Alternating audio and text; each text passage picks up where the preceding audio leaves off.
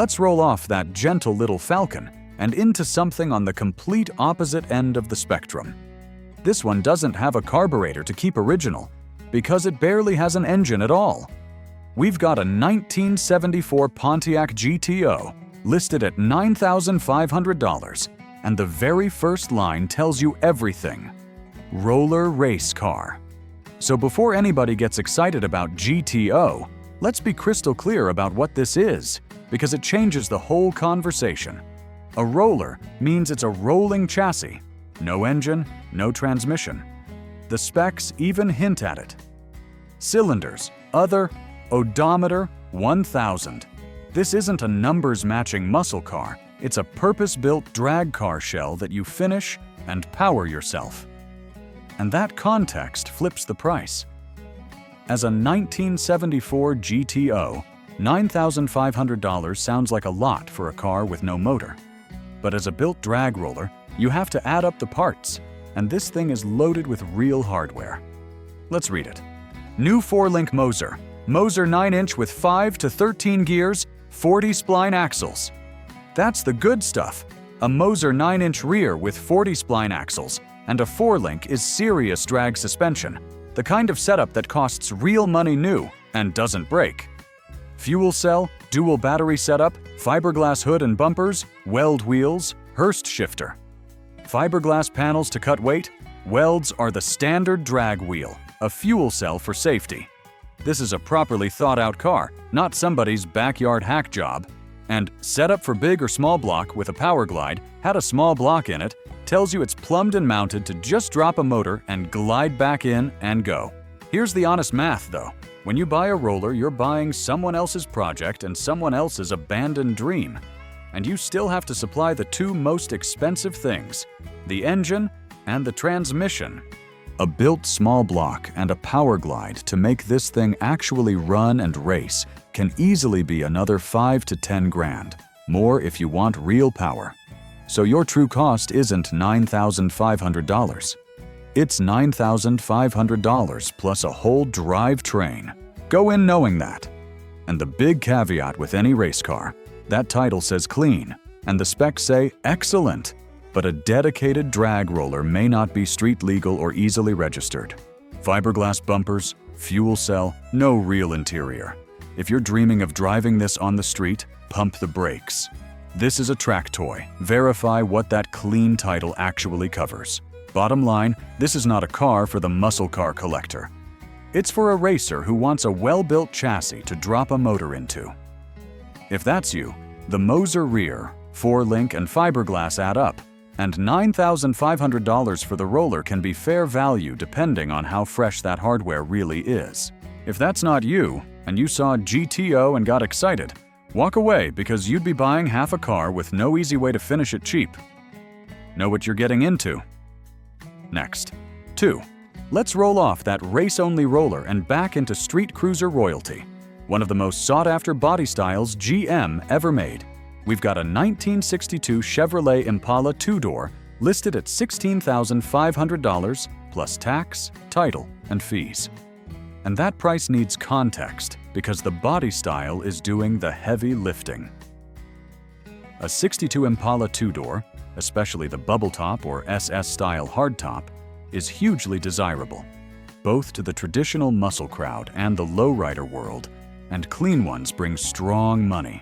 So $16,500 for one isn't automatically crazy. But, and this is a big but, the seller flat out calls it a project that needs completed. That word project is the whole story here, so let's read carefully. And this is a dealer ad, which changes the tone. It's short, generic, and vague in a way that tells you they don't know the car deeply. They bought it to flip it. Watch how much they don't commit to. We think the engine is a 350. They think. On a 62, the original engine would have been a 283 or 327 small block. A 350 would be a later swap, which is fine for a driver, but means it's not numbers matching. And the fact that they're guessing tells you nobody's verified what's actually under the hood. Pop it and find out yourself. The miles are exempt on the title. Translation: the 54,227 showing is not verified. Mileage exempt means the odometer reading carries no guarantee, so treat that number as meaningless. On a 60-year-old project, assume nothing about the miles. And a project that needs completed with zero specifics is the vague line that should make you cautious. What needs completing? Bodywork? Interior? Mechanical? Is it a running project or a pushed-into-the-lot project? The ad tells you nothing, no mention of whether it even runs, which on a car listed by a dealer is a conspicuous silence. If it ran and drove, they'd usually say so. Here's the real trap with a 62 Impala project: rust and completeness. These rot in the floors, trunk, quarters, and rear window channels, and the trim glass and interior bits for a 62 are expensive and getting hard to find. A Project Impala can look like a $16,000 car and need $20,000 to finish. So the whole deal rides on an in-person inspection. Put it on a lift, check every panel, and inventory what's missing. Bottom line: killer, desirable body. But this is a vaguely described dealer flip of an unfinished project with a guessed-at engine and unverified miles. And there's tax, title, and fees on top of that $16,500. Don't pay finished car money for a mystery project. Go see it. Confirm whether it runs, inspect the rust hard, and figure out exactly what needs completed means before you talk numbers. If it's solid and mostly there, it's a great platform. If it's a rusty roller with a swapped motor, $16,500 is way too much. Next. 3. Let's roll off that Impala project and go grab something you can actually just get in and drive. A second-gen Camaro with a cruiser attitude. We've got a 1980 Chevrolet Camaro listed at $10,000, and the seller's upfront about what it is: a Z28 Tribute. That word tribute is the most important one in the whole ad, so let's get it out of the way first. This is not a real factory Z28. It's a base or mid Camaro dressed up with key Z28 flares, spoiler, hood, and stripe kit. And honestly, good on him for saying so instead of trying to pass it off. A lot of sellers forget to mention tribute. He led with it. Now the price. For a real 80 Z28, $10,000 might be light. For a tribute, a clone, $10,000 is fair to a touch strong, because a tribute is only worth what the actual car underneath, plus the driving experience is worth, not what the badges suggest. So you price this on how it runs and looks, not on the Z28 letters. Let's read it. And it reads like a driver, which I like. V8 TH35 tilt, disc, power steering, power brakes, Flowmaster. Runs and drives great, interior very nice, paint shines up real good. That's a solid, honest description of a finished cruiser. The TH350 is a bomb-proof transmission. Power discs and steering make it easy to live with, and runs and drives great, with a nice interior and shiny paint is exactly what you want from a $10,000 weekend car. The Z28 flares, spoiler, hood, and stripe kit give it the look without the price of a real one, which for a lot of buyers is the smart play. One thing to verify, not worry about. He says V8, but never tells us which V8. An 80 Camaro V8 could be a 305 or a 350, and there's a meaningful difference in both power and value. A 350 car is worth more and more fun. So ask and confirm what's actually in it, because V8 is doing some vague lifting there. The 65,000 miles on an 80 is believable, but unverified. No actual claim, so treat it as showing. Clean RI title in his name, registered and insured. All clean, no salvage games, ready to go. Now the tone of this ad, all those caps and rules. Don't call just to ask, cash only in person. No checks, no emails, text and phone only. That's not a red flag. That's a guy who's been burned by tire kickers, scammers, and lowballers one too many times. Same energy as that Mustang seller. If anything, cash in person only, no shipping, no crypto, is the opposite of a scam. It's how a legit local seller protects himself. Bottom line, honest tribute, sold as a tribute, described like a genuine running and driving cruiser at a fair price. The whole deal is, confirm which V8, verify the miles against condition, and go look at it in person with cash. If it drives as nice as it reads, and it's got the 350, 10 grand for a sorted, good-looking second-gen cruiser is a reasonable, fun buy. Don't pay real Z/28 money for it, and you'll be happy. Next. 4. Let's roll off that Camaro tribute and into some honest Mopar B-body. The kind of car that flies under the radar and shouldn't. We've got a 1966 Plymouth Belvedere listed at $11,500 with the 318 wide block V8 and a torque flight automatic. My gut on the price. For a solid, rust-free, freshly painted, mechanically sorted 66 Belvedere, $11,500 is fair to good. These B-bodies live in the shadow of the GTX and the Roadrunner that came later, so you get a lot of handsome mid-60s Mopar for the money. And this one, reading the ad, sounds like somebody actually did the work. Let me walk you through it, because this is a good listing. First, the mechanical rundown, and it's exactly what you want to hear. New tires, brakes, dual exhaust, water pump, power steering pump, fuel pump, belts. And critically, the master cylinder was upgraded to a dual chamber. That last one's a real detail that tells me this seller knows cars. A 66 would have had a single chamber master, which is a single point of total brake failure. And converting to dual chamber is a genuine safety upgrade, not a cosmetic one. That's a guy maintaining a car to drive, not to flip. The 318 Poly wide block and torque flight is one of the most bulletproof drivetrains Mopar ever built. Simple, durable, parts everywhere. The body and interior story is just as good.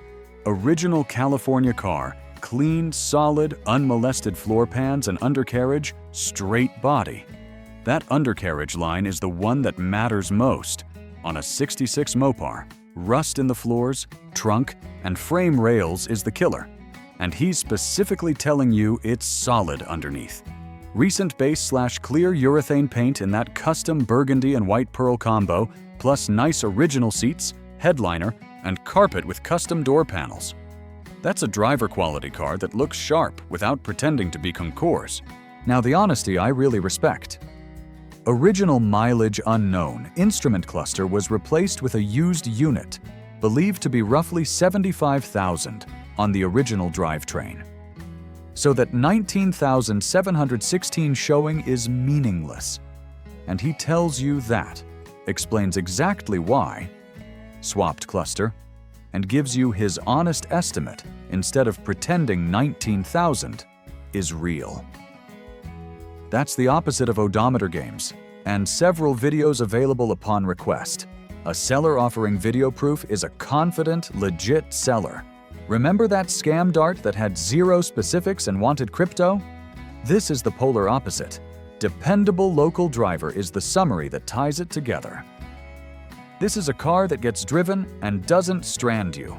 Bottom line, rust-free California B-body, freshly painted, mechanically refreshed with real safety upgrades, honest about the mileage, and backed by video. There's very little to poke holes in here. Go see it in person, confirm those solid floor pans with your own eyes, take it for a good long drive to feel that torque of flight shift, and if it's as described, $11,500 is a fair, maybe even smart buy. I might nudge a little off, but I wouldn't insult him. This is one of the good ones today. Next, 5. Let's roll off that clean Belvedere and go loud. Real loud. Because this next one is a completely different animal from that mystery C3 we looked at earlier. We've got a 1976 Chevrolet Corvette listed at $16,500, and the seller describes it in the best possible way. A damn loud 70s Thunder wagon. Remember that other 76 era C3 at $5 grand with 9 words of description and no mention of the body? This is the opposite. This guy tells you exactly what he built, bolt by bolt. So let's read it, because There's a real story here. First, the price context. A stock 76 Corvette is a soft market, smog-strangled car that doesn't bring big money. But this isn't stock, it's a built hot rod. And hot rods get priced on the parts and the work, not the year. So $16,500 lives or dies on whether that build is as good as it reads. And it reads good. Let me translate the parts list because he's speaking fluent gearhead here. Fresh 383 10-1, KB pistons, Elgin rods. A 383 stroker is the classic small block hot rod recipe. More cubes, more torque, tons of fun. And he names real components, KB, Keith Black, pistons, Elgin rods. So it's a proper build, not a stock rebuild with a sticker. Air gap RPM intake, new 750 Pro Systems carb. Pro Systems is a serious carb, not a cheap swap meet unit. MSD 6AL box and distributor, Melling HV oil pump, new aluminum radiator. That's a guy who addressed ignition, oiling, and cooling, which is exactly what a hopped-up engine needs to survive. Doug's headers into 4-inch side pipes, hence loud, and side pipes on a C3 are peak 70s attitude. TH350 with a 2,500 stall converter matched to the cam and a VBP adjustable tubular front end to actually handle. This is a coherent, well-thought-out build. The parts all go together, which tells me somebody knew what they were doing. Now, here's where I put my buyer hat on hard because a built car has different risks than a survivor. Odometer broken, 5,000 showing. Meaningless. And he says so. Fine. But the two things this glowing parts list does not mention are the two things I care most about on a C3, the fiberglass body and the frame. He's honest that it's not a show car, so expect cosmetic flaws, but nobody's told you about the birdcage and frame rust that plagues these cars. A killer drivetrain sitting on a rotten C3 frame is still a problem. So put it on a lift regardless of how good it sounds. And the golden rule with any built engine, Fresh 383 needs proof. Who built it? How many miles since? And is there a receipt? A dialed-in build from a real shop is worth the money. A fresh motor somebody threw together in a garage is a gamble. Get documentation and a cold start, and listen to it run. Bottom line, this is a genuinely well-spec'd, coherent hot rod described by someone who clearly built it on purpose at a price that's fair if the build checks out and the frame's solid. Go see it. Verify the 383's paperwork. Put it on a lift for frame and birdcage rust, and take it for a loud, grinning test drive. If it all holds up, $16,500 for a dialed-in 383 side pipe C. 3 is a fun, fair buy. I might trim a little, but this is a real car with a real build. Just don't skip the lift. Next, 6. We've got a 1976 Chevrolet Monte Carlo Landau, listed at $12,800, running the classic 350 motor, 350 auto combo. My gut on the price? A touch ambitious. These mid-70s Montes are cool, comfortable cruisers, but they're not a hot money car the way a Chevelle or a Camaro is. So $12,800 is top of market for one, which means it had better be clean. Let's see if it earns it. The good stuff first. Drives real smooth, 350/350, dual exhaust. That's the drivetrain you want in one of these. Dead simple and cheap to fix anywhere. Power windows working is a plus on a car this age, since those motors love to die. And the maintenance list is legit. New headlights, tires, water pump, belts, and a documented suspension rebuild. That word documented is the one I like. Most sellers just say new suspension. This guy's saying he's got the paperwork. On these G-body era cars, the front suspension gets sloppy, so a real rebuild is money already spent for you. Now the honesty, and I'll give him credit for it. He tells you the flaws right in the ad. A C to be serviced means the air conditioning doesn't currently work. Could be a cheap recharge, could be a dead compressor, so budget for the worst. And dash top can be replaced is seller speak for the dash pad is cracked, extremely common on these sun-baked interiors, and a replacement cap is cheap, but it tells you the car's seen some sun. The one thing that makes me raise an eyebrow, the upgraded flip screen stereo with rear camera. Look, A modern touchscreen in a '76 Landau is fine if you want it, but it's not adding value for a buyer who wants a period-correct cruiser. And it tells me somebody was more interested in the stereo than the mechanicals. Not a deal breaker, just a vibe. And jump on this, won't last long. That's pure filler urgency. Ignore it. The car will last exactly as long as it takes to sell at a fair price. Bottom line, solid, honest driver with real maintenance behind it, but priced at the very top of what a '76 Monty brings. I'd use that dead AC and cracked dash as leverage and try to talk him toward 11 grand. At that number, it's a nice deal. Next one. 7. Let's leave the Malaise-era stuff behind and go way back, like Flathead and Fedora far back. We've got a 1953 Ford Crestline convertible listed at $17,800 with the original Flathead V8 and 3 on the tree manual. And that price for a drop-top Crestline? Honestly, it's fair to good if the car's as clean as they say. A '53 Sunliner convertible with the Flathead is a genuinely desirable piece. That was the last year of the Flathead the 5.8 before Ford went overhead valve, so there's a little bit of end-of-an-era collector appeal baked in. Convertibles always command a premium too, so $17,800 isn't a reach. Now let's read it. And there's not much to read, which is its own kind of information. Great condition inside and out, runs and drives great, 53,000 miles, clean title. That's it. That's the whole description. It's a dealer ad, Sanders Auto Sales, so it's short, generic, and written to move metal, not to tell you the car's life story. Don't read the brevity as a red flag by itself. Dealers just write like this. But it does mean you have to do all the digging, because they've told you almost nothing specific. Couple of things I'd nail down. 53,000 miles. Is that actual or showing? On a 70-year-old car with a dealer ad, assume it's showing until proven otherwise, and there's no actual miles language here. So verify it. 3 on the tree is charming, but check the linkage and clutch. A worn column shift on a Flathead can be vague and annoying, and parts guys who work on these are getting rare. The Flathead itself is the big question mark. They're wonderful and simple, but they're known to run hot, and the cooling systems get crusty with 70 years of scale. Get it up to temperature on the test drive and watch that temp gauge. Also confirm the top actually works and isn't dry rotted. Convertible top replacements aren't cheap. The seller offers a shipping quote, which tells you they expect an out-of-state buyer. Fine, but never buy a 70-year-old convertible sight unseen off 4 lines of text. Get a local inspection or go see it.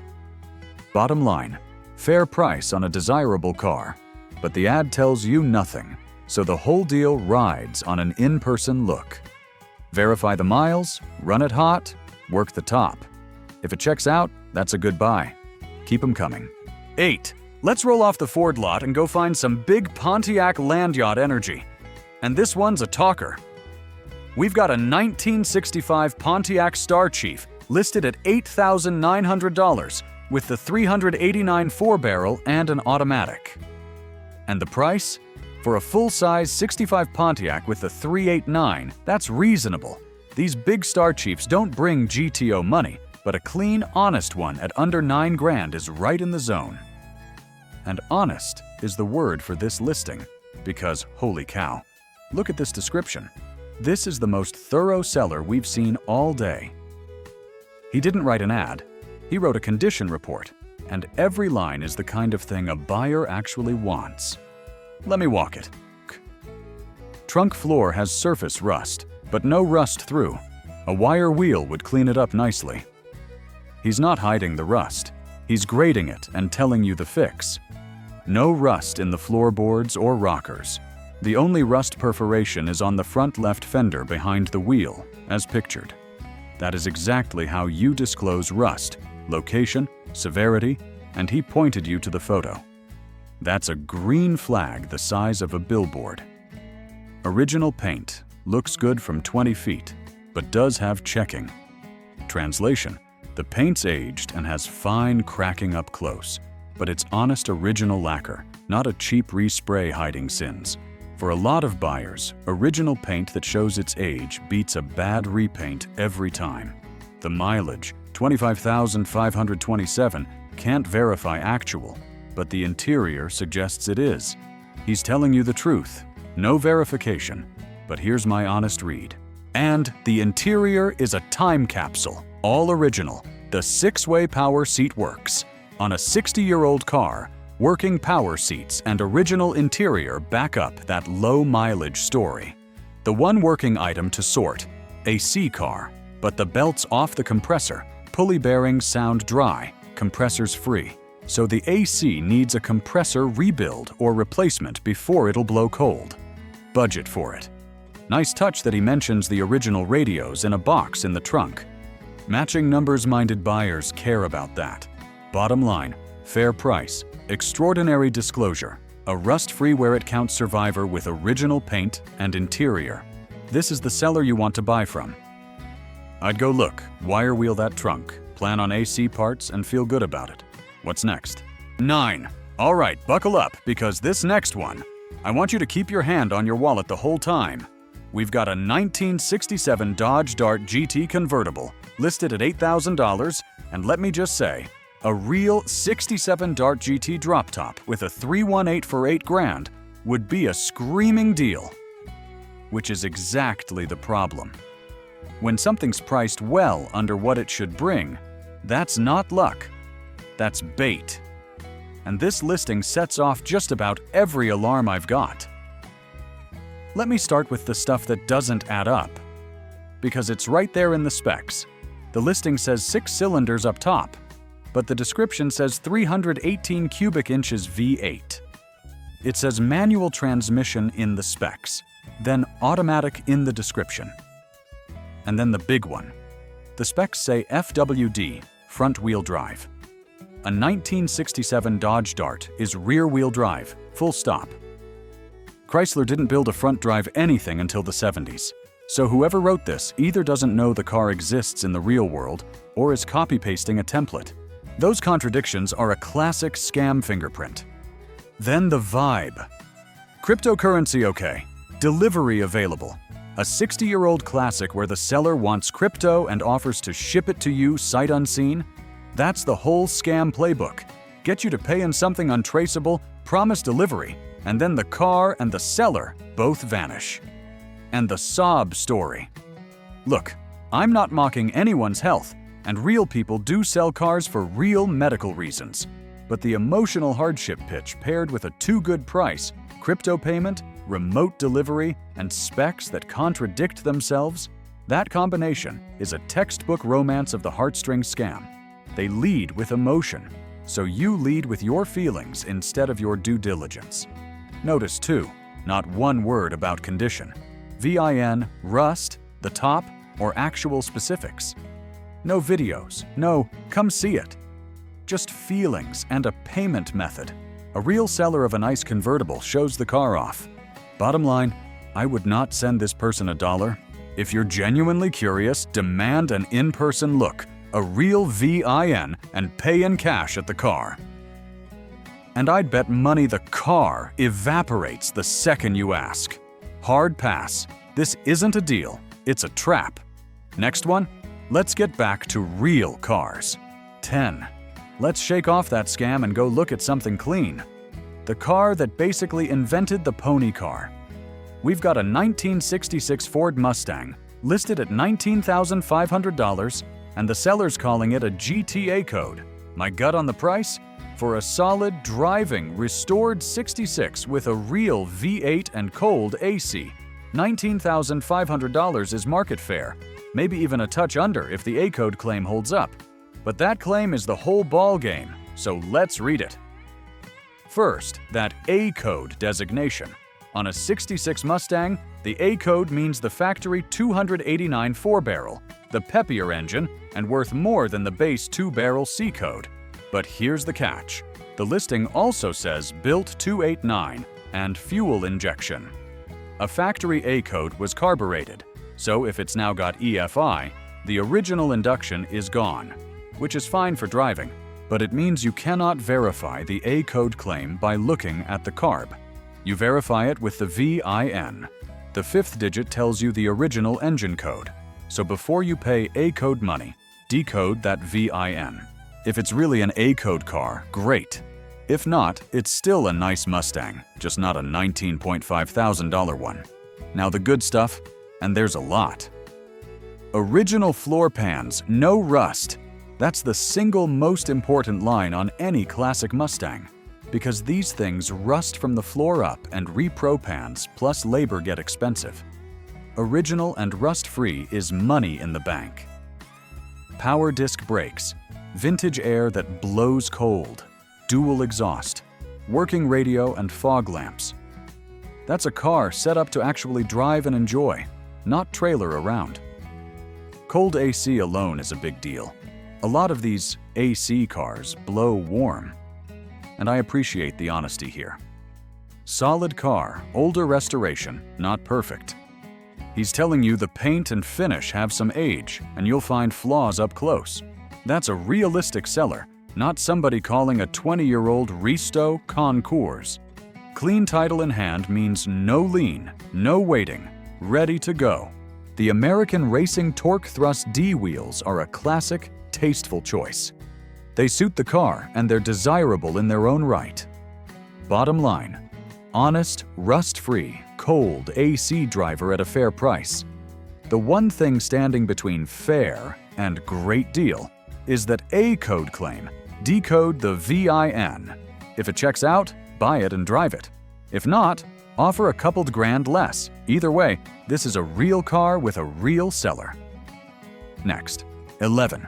Let's climb out of the classic cars and into a proper old workhorse and settle in, because this seller wrote us a novel. We've got a 1972 Chevrolet K20, listed at $10,000. That's a 3/4 ton 4x4 long bed with a 350 and a floor shift 4-speed. And the price? For a solid, running square body K20, 10 grand is fair market right now. These old 4x4 3/4 tons have gotten hot, and a rust-honest one lives right around here. But forget the price for a second, because the real story is this description. This isn't an ad. This is a medical record for a truck. I mean it as the highest compliment. This guy owned it since 2015, bought it from the 88-year-old original owner in Vista, California, and he documents everything. Let me hit the highlights, because when a seller tells you this much, your job is just verification, not detective work. Green flags everywhere. Original California truck, smog exempt, fenders, quarters, cab, corners, great on rust. He tells you the engine was rebuilt in the late 90s, has a big cam and a loping idle around 600 revolutions per minute. And he's honest that he never got the engine number, so it's an unknown spec 350. Clutch, flywheel, pressure plate, throwout bearing done 6 years ago. Rebuilt quadrajet, dual flowmasters, newish power steering, master cylinder, alternator, fuel pump. That's a guy who fixed things before he decided to sell, not to dress it up for sale. The odometer rolled over, 47,770 showing. He flat out says assume it's non-actual. On a 54-year-old truck, doesn't matter. Now the stuff you need to price in, and I love that he listed it himself. The four-wheel drive is disconnected. He pulled the front drive shaft when he re-geared to 4.1 OS, and the original rear axle lives under my house, and you gotta help him dig it out. Funny, but real. This is currently a 4x4 that doesn't 4x4. Reconnecting it is a drive shaft and a weekend, but know that going in. Then the honest laundry list. Drip rail rust in the cab, groaning front right suspension turning into driveways, hard start after sitting a couple days, likely fuel draining back, missing turn signal cancel cam, rattly rear slider, a possible diff seal seep. None of it is a deal breaker. It's exactly the wear you expect, disclosed instead of hidden. Bottom line, fair price, and one of the most transparent sellers I've ever read. This is a driver quality survivor with real records and no surprises. Because he told you all the surprises. Go verify the rust in person and the hard start quirk. Factor a little for the four-wheel drive reconnect, and you're buying with your eyes wide open. I'd chase this truck. What's next? 12. Let's roll off the big K20 and go small, like tiny, weird, and purple small.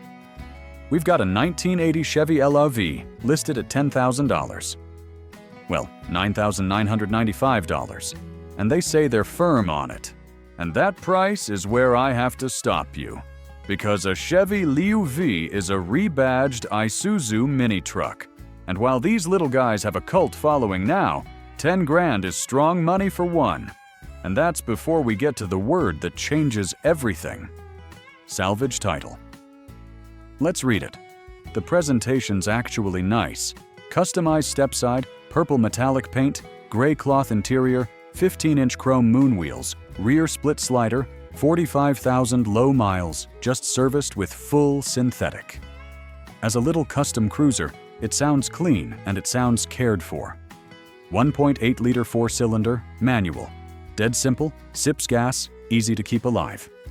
On looks and mechanicals, I've got no beef. But here's the thing that has to drive the whole conversation. Salvage title. That means at some point an insurance company totaled this truck. Wreck, flood, theft recovery something. And it was rebuilt. And the ad tells you nothing about why. No mention of what the damage was. No mention of it being inspected and retitled as a rebuilt/revived salvage. On a $10,000 asking price, that silence is a problem. Here's what salvage does to you. A salvage or salvage rebuilt title knocks the value down anywhere from 20 to 40% versus a clean title equivalent, automatically. It can be a nightmare to insure for full coverage, and some lenders won't finance it at all. And when you go to sell it later, you inherit the exact same discount and the exact same buyer hesitation. So the great deal, in all caps, is doing a lot of shouting to distract from the one word that caps the value. And they're firm on the price on a salvage title mini truck priced like a clean one? That's backwards. Salvage is the thing you negotiate hardest on, not the thing the seller gets to plant a flag over. That firmness tells me they either don't understand the market or they're hoping you don't. Bottom line, cute truck, honest-sounding mechanical work, but the salvage title makes $9,995 a hard no at firm. I'd want to know exactly what totaled it.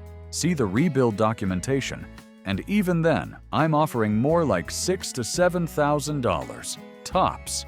If they won't move off firm, walk. The truck is worth having, at the salvage price, not the clean one. Next, 13. Let's step back up into square body. Well, pre-square body, territory, and look at another old Chevy hauler. We've got a 1968 Chevrolet C20 listed at $9,000 OBO, running the original 327 V8 and a TH400. Right off the top, the price is negotiable, he wrote OBO, and that's good because there's some homework to do here.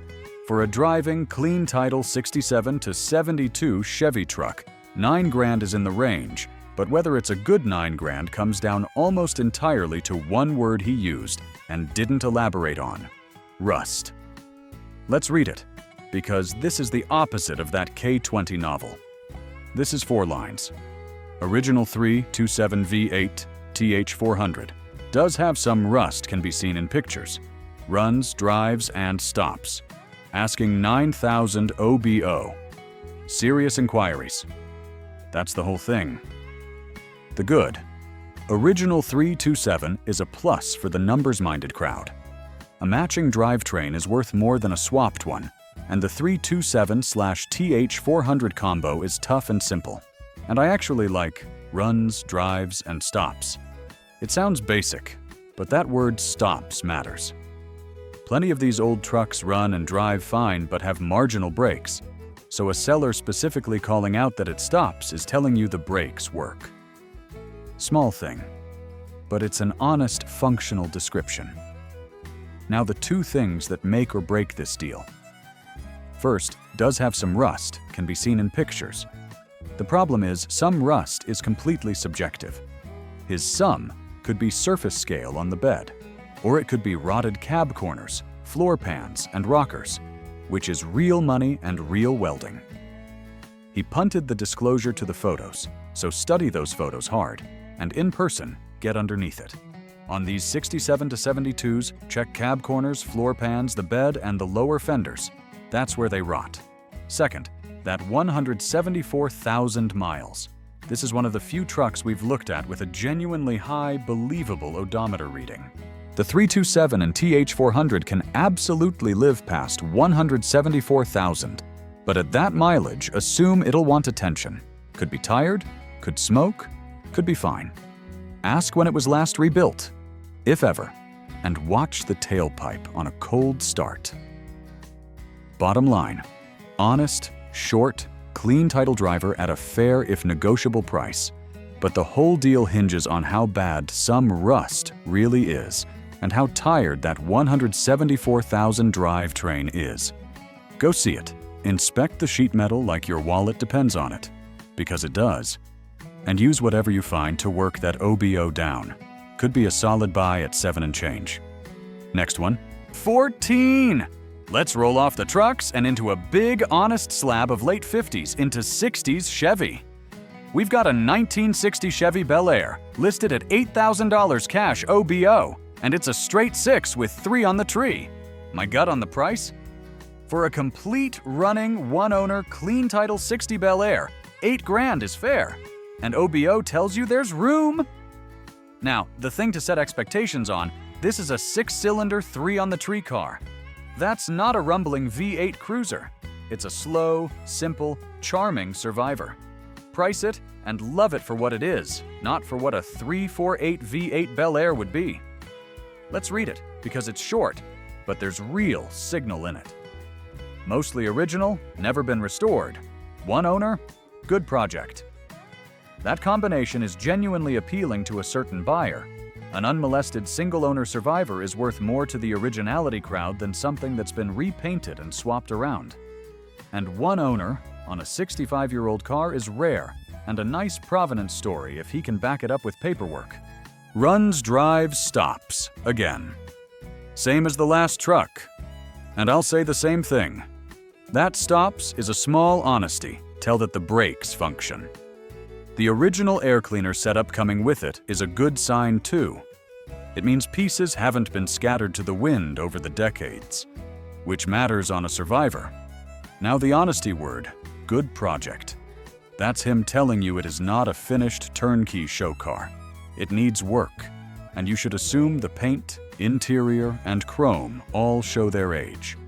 Combined with 137,000 miles, which is high but believable, and on a simple Stovebolt 6 is very rebuildable. You're buying a driver/project, not a trophy. Two things to verify in person, and they're the usual 60 Chevy suspects. Rust. He says nothing about it, and these unibody-adjacent full-size Chevys rot in the trunk floor, rear quarters, and floor pans, so get underneath it. And the 3-on-the-tree linkage. Column shifters get sloppy and hang up, so make sure it actually finds all 3 gears cleanly on a test drive.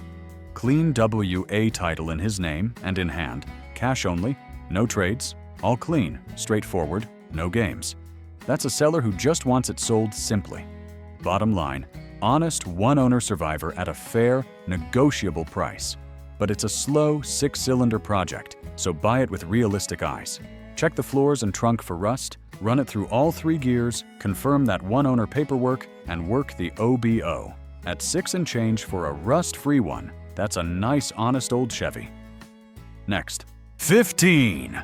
Let's roll off the survivors and go look at a big convertible with an equally big price tag on it.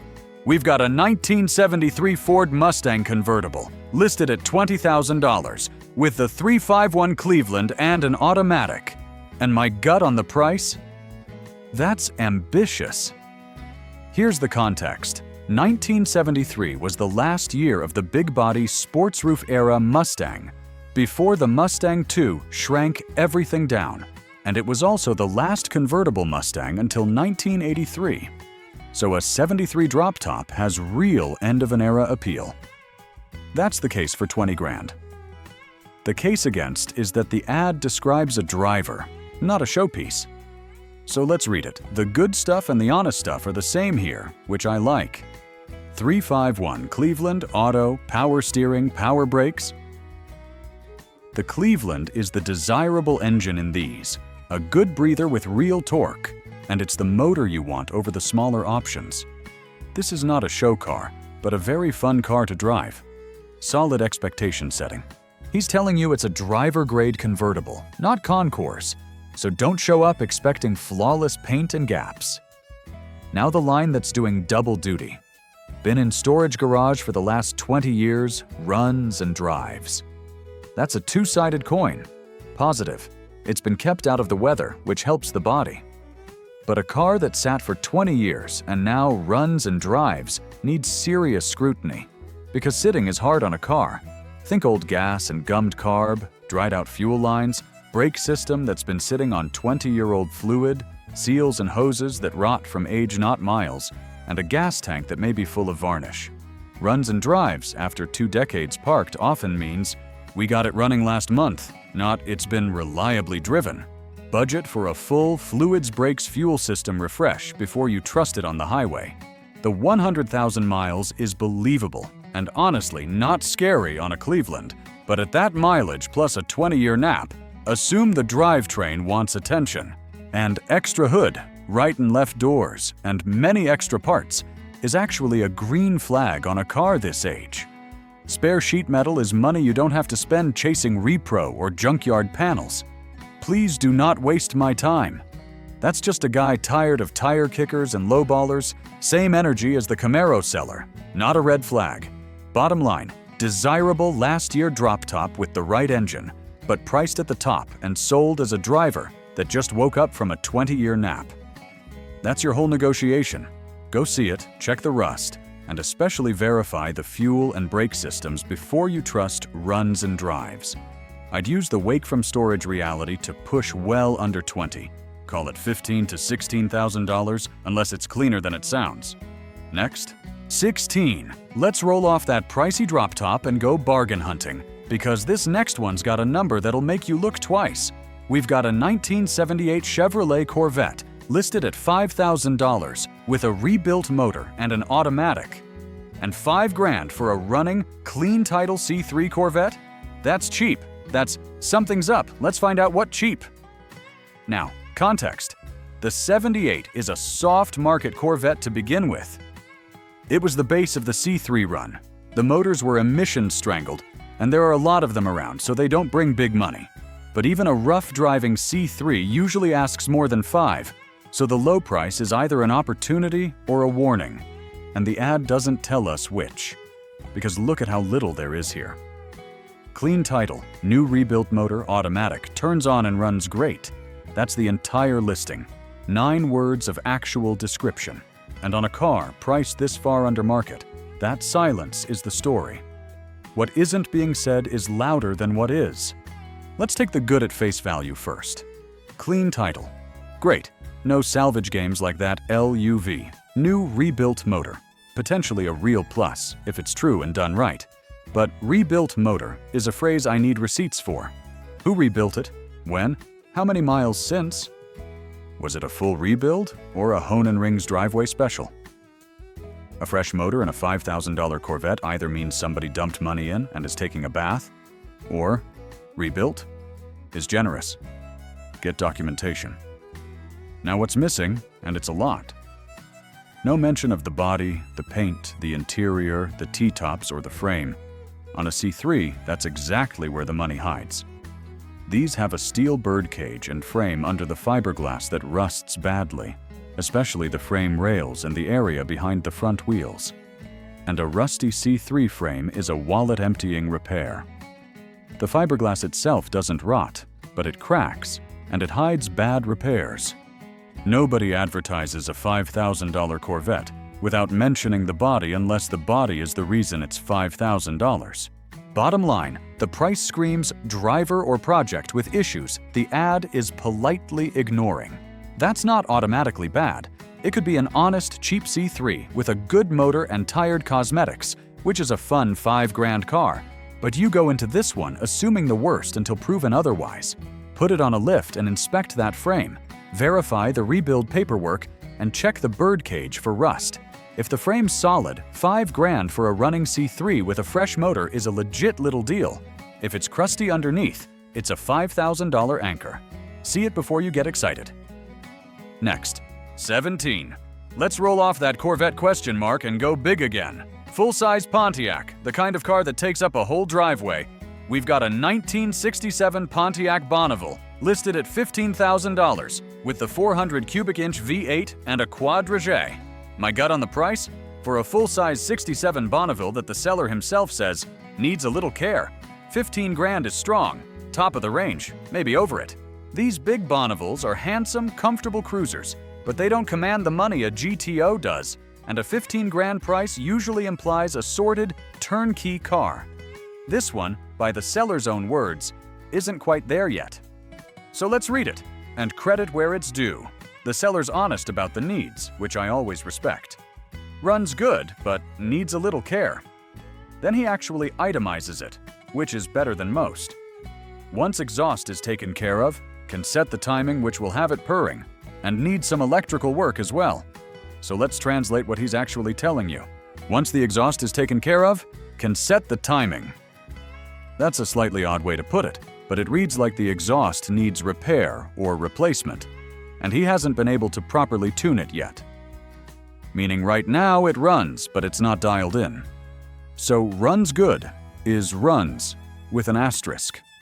Exhaust work on a big Pontiac isn't scary money, but it's money. And until it's done, you can't verify how well that 400 really runs. Watch out for the classic Pontiac tell here. These blocks are known for cracking or having issues if they've overheated. So on a car that needs care and isn't tuned, get it to temperature and listen hard. Then, need some electrical work as well. That's the vague one that worries me most. Electrical gremlins in a 60-year-old car can be a $50 ground strap or a nightmare chase through brittle, sun-baked wiring. He doesn't say what's wrong, so pin him down. Is it the lights, the gauges, the charging system, or a mystery? Vague electrical needs are exactly the kind of thing that eats a weekend and your patience. The 400/quadrajet/333 horsepower drivetrain is the good stuff. That's a torquey, desirable engine, and a running example is a solid foundation. Custom paint, clean title, 78,000 miles, the miles are believable and the paperwork's clean. One more note, he's selling the Bonneville and a motorcycle, which tells me he's clearing out, and needs care, plus gotta go, is your negotiating leverage. Bottom line, desirable engine, honest disclosure, but it's a running not finished car priced like a finished one. The exhaust and especially that undefined electrical work are unknowns. Go see it. Run the 400 hot, get specifics on the electrical, and use needs a little care to push this toward $11,000 to $12,000. At that number, it's a fair project driver. At 15, you're paying finished money for unfinished work. Next, 18. Let's roll way back now. Past the muscle cars, past the fins, all the way to the running board era. We've got a 1938 Chevy Master Deluxe Coupe, listed at $20,000 OBO, with a 235/6 and a 3-speed manual. My gut on the price? For a pre-war Chevy Coupe, $20,000 is ambitious for a car the seller admits needs a tune-up, brakes bled, and electrical work. But here's the thing that props it up, the body style. A 1938 Master Deluxe Coupe is the exact shape the hot rod world loves. These business coupes and 5-window bodies are prime street rod material, and a solid, clean title steel body has real value even before you turn a wrench. So the price isn't crazy if the body's straight and rust-free. That's the whole game on a pre-war car. It's the OBO, though, that tells you there's room. Let's read it, and I'll give him credit. He's honest about the needs. Car turns on and runs. Engine needs a good tune-up. Been sitting in a garage for 6 years. Brakes need bleeding. Electrical needed to get the headlights and brake lights working. That's a clear, itemized needs list, not a runs great fib. Let me translate the reality behind it. Runs needs a tune-up after sitting 6 years. Same story as that 73 Mustang, just older. A car parked 6 years needs the full wake-up. Fresh fuel, cleaned carb, new fluids, and you should assume the fuel system's got varnish in it. Brakes need bleeding on a 6-year sitter is optimistic phrasing. I'd bet you're doing more than bleeding. Think wheel cylinders, old rubber lines. Maybe a master cylinder because brake systems that sit tend to seize and rot. And these 38s have mechanical, non-hydraulic assisted brakes anyway that need to be right. So don't shortcut the stopping system on a car this old. Electrical needed for headlights and brake lights on a 6-volt pre-war system that's usually grounds, brittle cloth wiring, and corrosion. Not catastrophic, but tedious. Here's the big one the ad doesn't address: rust and body condition. He says, West Coast car, originally from Oregon, which is a decent sign for sheet metal. But he says nothing specific about the floors, the wood. Remember, these era cars have wood structure in the body that rots, or the frame. On a $20,000 pre-war coupe, you must check the wood, the floors, and how straight that body really is, because that's where all the value lives. Bottom line, desirable hot rod-friendly body, honest needs list, clean title. But it's a sat for 6 years project priced at finished project money.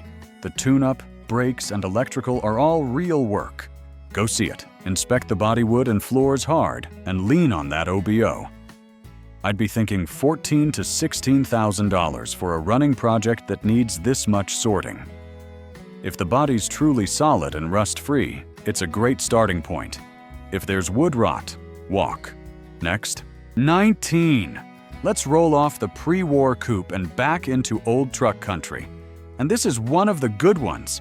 We've got a 1976 Ford F250 factory highboy, listed at $18,000 OBO, with the 390 V8, 4-speed, 4-wheel drive. And here's where I have to stop you before we even read the rest, because 2 words in that ad change everything. Factory highboy. If that's real, 18 grand isn't ambitious. It might be fair to cheap. Let me explain, because this is the whole story. A highboy is the early, tall stance, divorced transfer case 4x4 F25 that Ford built through the middle of 1977. Collectors go nuts for these.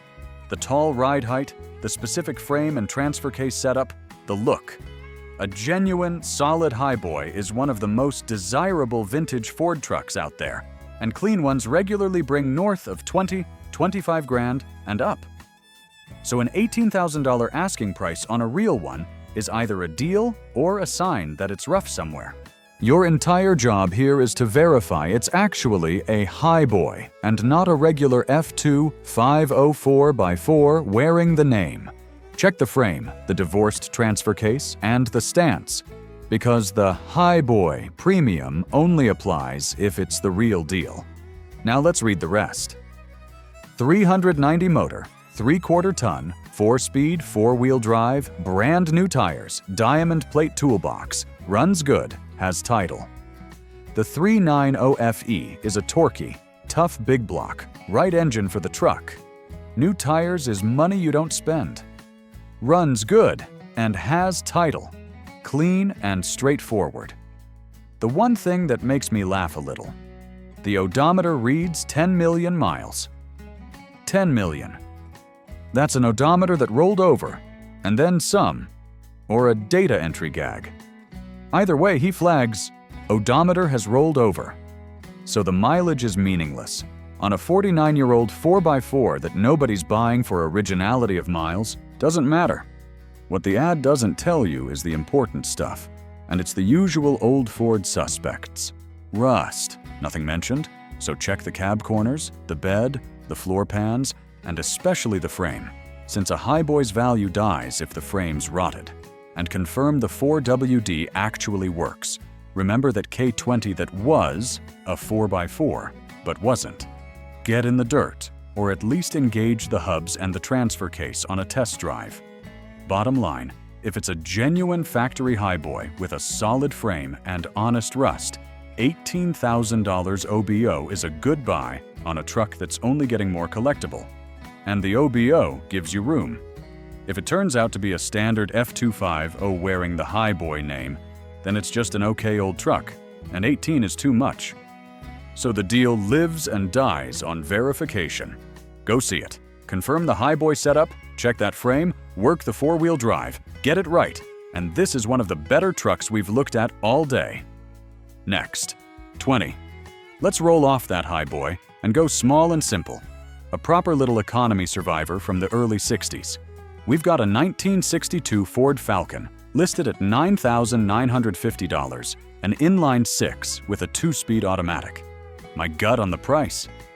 For a true running, clean title early Falcon, just under 10 grand is fair. Maybe a hair strong, but not out of line if it's genuinely the survivor he's describing. Now set your expectations right. Same as that Stovebolt Bel Air. This is a 6-cylinder economy car with a 2-speed Ford-O-Matic. It's not fast. It was never fast, and nobody's buying it to go fast. You buy a Falcon because it's charming, dead simple, light, and cheap to keep alive. Price it and love it for that. Let's read it. And it's one run-on breath of a description, but there's good signal in there. A true survivor, fully operational, runs and drives on the highway, streets, wherever you want to take it. He's telling you it's not a trailer queen or a garage ornament. It actually goes down the road, including highway speeds. Which for a 2-speed 6 is worth confirming, but a good claim. Brakes, engine, transmission, no leak.